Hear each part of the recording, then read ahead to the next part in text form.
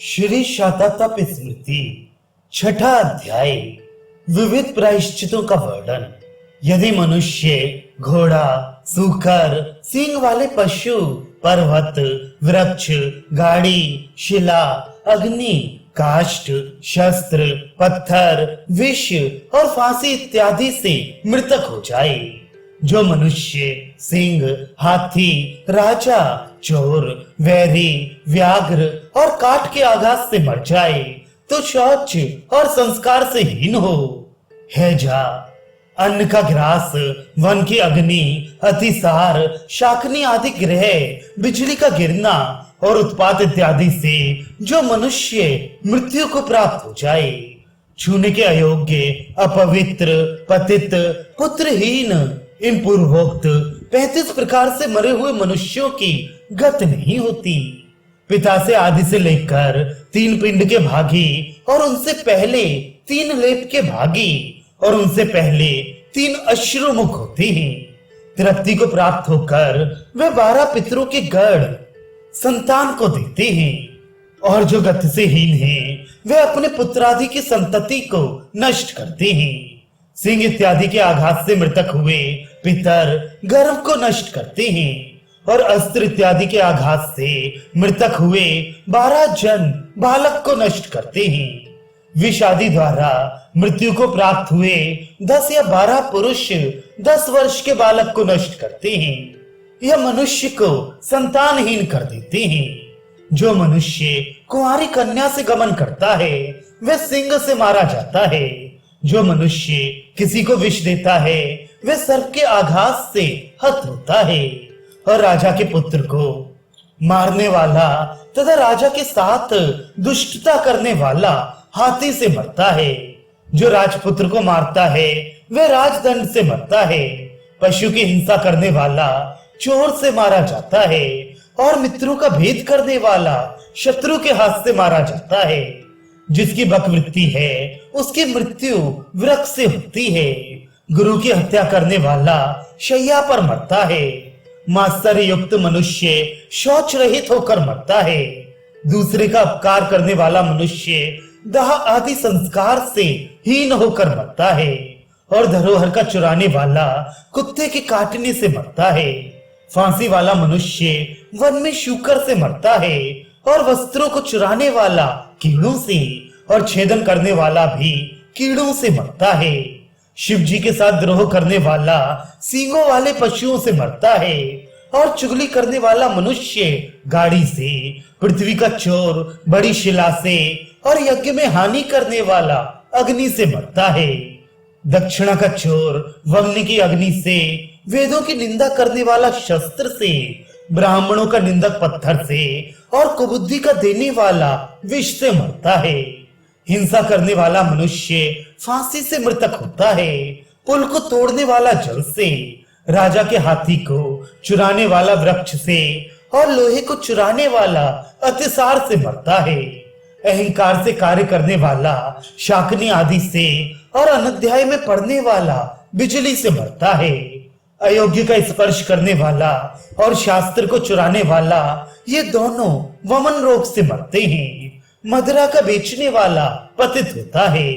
ब्राह्मण के वस्त्रों का चोर संतानहीन होता है। अब इन सब का क्रमानुसार प्रायश्चित कहते हैं। 1 तोले भर स्वर्ण की प्रेत की मूर्ति बनाई, उस मूर्ति के 4 भुजा हो, हाथ में दंड देकर उसे फिर भैंसे पर सवार करे। फिर काले तिलों को पीसकर प्रस्थवर का एक पिंड बनाए। इसके उपरांत उस पिंड में शहद घी मिलाकर स्वर्ण के कुंडल उस पिंड पर रखे। नीचे से गोल एक कलश हो, उस पर 5 पल्लव रखे। फिर उसे काले वस्त्र से ढके और उसमें सर्वौषधि डाले। फिर उस पर अन्न और फल सहित पात्र रखे। फिर उस पात्र पर देवता की मूर्ति को स्थापित करे। पीछे फल के साथ सतनजा रखे, और उस कलश पर प्रेत की मूर्ति को रखकर पुरुष सूक्त को पढ़ता हुआ प्रतिदिन दूध से तर्पण करे, और उस कलश के निकट वेदों का ज्ञाता षडंग रुद्र का जप करे। इसके पीछे यम सूक्त से यमराज की पूजा करे, और अपने आत्मा की शुद्धि के निमित्त गायत्री का भी जप करे, ग्रहों की शांति कर तिलों से दशांश हवन करे।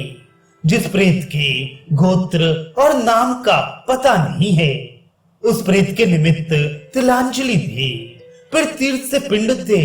पीछे इस मंत्र को कहे कि शहद और घी मिला हुआ ये तिल का पिंड उस प्रेत के निमित्त देता हूँ जो मुझे पीड़ा देता है।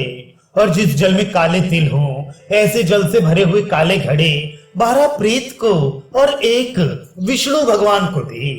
इसके पीछे आचार्य कलशों के जल से स्त्री पुरुष दोनों का अभिषेक करे।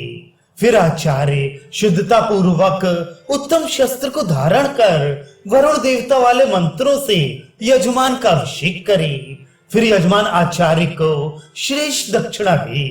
पीछे शास्त्र की विधि के अनुसार नारायण बलि करे। ये साधारण विधि जिनकी गत नहीं हुई है उनकी कही गई, और जिनकी मृत्यु सिंह इत्यादि से हुई है उनकी विशेष विधि ये है कि जो मनुष्य व्याघ्र से मर जाए उसकी गति के निमित्त दूसरे की कन्या का विवाह कर दे। जो सर्प के काटने से मर गए हैं उनके उद्धार की इच्छा से नागों को बलि दे। सब विषयों में स्वर्ण की दक्षिणा दे। जो हाथी के आघात से मर गए हैं उनके उद्धार की कामना से 4 तोले स्वर्ण दान करे। राजदंड से मरे हुए मनुष्य के निमित्त स्वर्ण का पुरुष बनवा कर दे। चोर से मरे हुए पुरुष के आशय से गोदान करे। यदि मनुष्य शत्रु के आघात से मृतक हुआ हो तो बैल का दान करे। भिंडा के द्वारा मृतक हुए मनुष्य के निमित्त अपनी शक्ति के अनुसार स्वर्ण दान करे। शैया पर मृतक हुए पुरुष को छुटकारा पाने की इच्छा से रुई सहित शैया दान करे, और उस शैया पर तोले भर स्वर्ण की विष्णु भगवान की मूर्ति रखे। यदि जो शुद्धि से हीन होकर मृत्यु को प्राप्त हो तो 2 तोले स्वर्ण की विष्णु की मूर्ति दे। यदि संस्कार रहित होकर मरे तो दूसरे के लड़के का विवाह कर दे। कुत्ते के काटने से मनुष्य की मृत्यु हो जाए तो अपनी शक्ति के अनुसार कुछ धन मिट्टी के नीचे गाड़ दे। शुकर द्वारा मृतक हुए मनुष्य के उद्धार के निमित्त दक्षिणा सहित भैंसे का दान करे। कृमि द्वारा मरे हुए मनुष्य के आशय से बाहरण को गेहूं दे। यदि सींग वाले पशु से मनुष्य मृतक हो तो वस्त्र सहित बैल का दान करे। गाड़ी से मरे हुए मनुष्य के निमित्त सामग्री सहित घोड़ा दे। पर्वत की शिला से पिचकर मर जाए तो अन्न का पर्वत दे। यदि अग्नि से मरे तो अपनी शक्ति के अनुसार जूते दान करे। दावाग्नि से यदि मनुष्य मर जाए तो किसी स्थान में सभा बनाए। शस्त्र से मर जाए तो दक्षिणा सहित भैंस का दान करे। पत्थर से मर जाए तो बछड़े सहित दूध देने वाली गौ का दान करे। और विष से मृतक हो जाए तो खेती सहित पृथ्वी का दान करे। फांसी से मरे हुए मनुष्य के निमित्त दूध देने वाली गौ का दान करे। जल से मर जाए तो 3 तोले भर स्वर्ण की मूर्ति वरुण को दे। वृक्ष से मर जाए तो स्वर्ण का वृक्ष दे और स्वर्ण को दान करे। अतिसार रोग से मर जाए तो सावधानी से 1 लाख गायत्री का जप करे।